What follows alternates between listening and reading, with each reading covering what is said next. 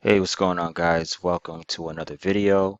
So today is day 2 of my Ftmo challenge. I took 2 more trades today.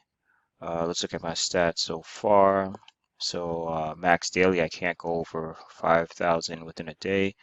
The max that I've reached was $1,006, so we're good there.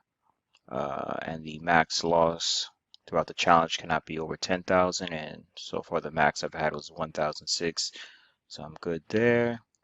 I haven't closed any trades, so I still have trades open. So in total, I have 4 trades open. Let me show you guys the 2 new trades that I took.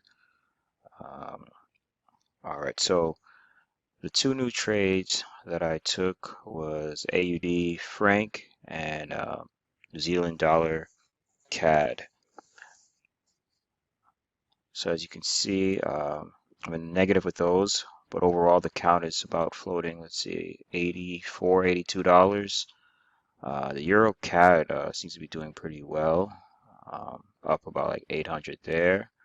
CAD JPY, it was actually earlier today, it was like negative 400, and it looks like it's going down, so that's getting better.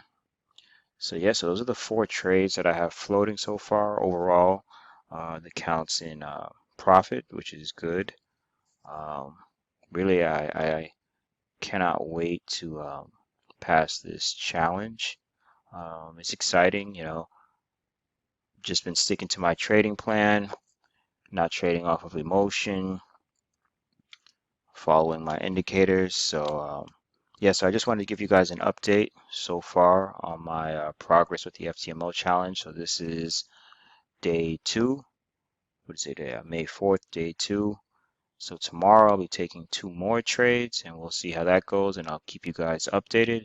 So I appreciate you guys for watching the video, and I'll see you guys in the next one. Peace.